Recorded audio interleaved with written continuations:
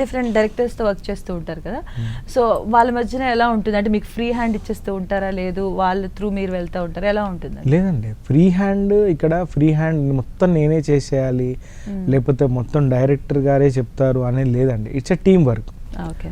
As a director అన్డౌటెడ్గా is a captain of ship, మనని guide చేస్తూ ఎట్ ద సేమ్ టైం నేనేం చేస్తానంటే నంబర్ ఆఫ్ వర్షన్స్, ఓకే, ఒక్క స్టెప్కే నేను ఒక 5-6 వర్షన్స్ అలా ఇస్తాను.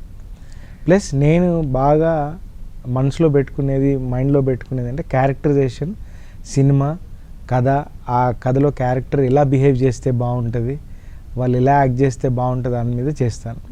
సో నాకేంటంటే ఇప్పుడు నేను పూరి గారితో చేస్తే పూరి గారి స్టైల్లో చేసినట్టు ఉంటుంది, అనిల్ గారితో చేస్తే అనిల్ గారికి ఆయనే కంపోజ్ చేసుకున్నట్టు ఉంటుంది, బోయపాటి గారికి చేస్తే ఇదేంటి బోయపాటి గారే కంపోజ్ చేశారా చెప్పి అన్నట్టు ఉంటుంది. అలా కథను బట్టి, డైరెక్టర్ని బట్టి, సినిమాని బట్టి చేస్తే మనం అందరికీ కంఫర్ట్. అలాగే ఈ సంక్రాంతికి వచ్చే 4 సినిమాల్లో నేను ఉండడం అంటే అదే రిజల్ట్, ఇంకా వేరే ఏం లేదు. 2025 మీరు సూపర్ గా బోని కొట్టారు, అండ్ 2026 అదంతా హ్యాపీగా 2025 అయిపోయింది. మీకు 2026 కూడా సూపర్ బోని కొట్టారు. సూపర్ సాంగ్స్ తో స్టార్ట్ అయింది. అండ్ రియలీ సినిమాలు అన్ని బాగా ఆడుతున్నాయి, అన్ని బ్లాక్ బస్టర్స్ అయ్యాయి. రేర్ అంటే ఒక 4 సినిమాలు వస్తే డెఫినెట్ గా ఒక 2 సినిమాలు పోయి 2 సినిమాలు నిలబడే టైంలో అన్ని ఫిలిమ్స్ హిట్ అవ్వడం అనేది, బ్లాక్ బస్టర్స్ అవ్వడం అనేది, అందులో స్పెషల్గా నా సాంగ్స్కి ఒక సపరేట్ గుర్తింపు రావడం, మనశంకర వరప్రసాద్ నుంచి శశిరేఖ సాంగ్ కానీ, రవితేజ గారి సినిమాలో కార్తీక దీపం సాంగ్ కానీ, ఒక దగ్గరికి తీసుకొచ్చారు, ఒక వేదిక మీదకి. అమేజింగ్. ఆ సాంగ్ రెస్పాన్స్ చూసి అసలు థ్రిల్ అయిపోయి, ఇంకోటి రవితేజ గారు మంచి డిసిషన్ తీసుకున్నారండి. ఏంటంటే ఈ పాటని లిరికల్ వీడియో వద్దు, ముందే రిలీజ్ చేయొద్దు, దీన్ని సర్ప్రైజ్ గా సెకండ్ హాఫ్ లో సర్ప్రైజ్ ఎలిమెంట్ కనిపిస్తుంది. ఎందుకంటే అది స్టార్ట్ అయ్యేటప్పుడు థియేటర్ మొత్తం అరుపులు, ఎందుకంటే కార్తీక దీపం one of the biggest serial hit అది.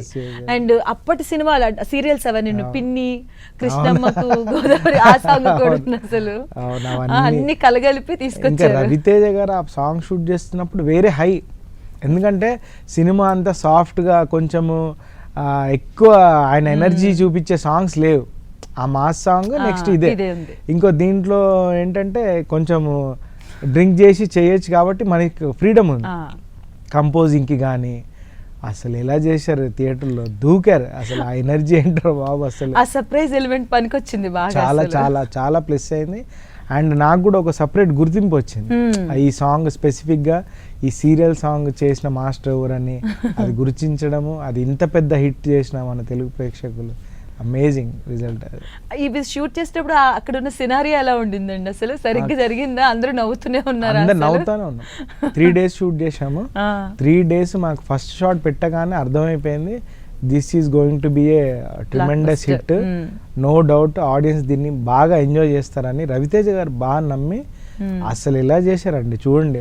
ఒక్క దగ్గర కూడా ఆగిన మూమెంట్ లేచి అసలు ఆడుతున్నారు అసలు లాస్ట్ ఆ సాంగ్.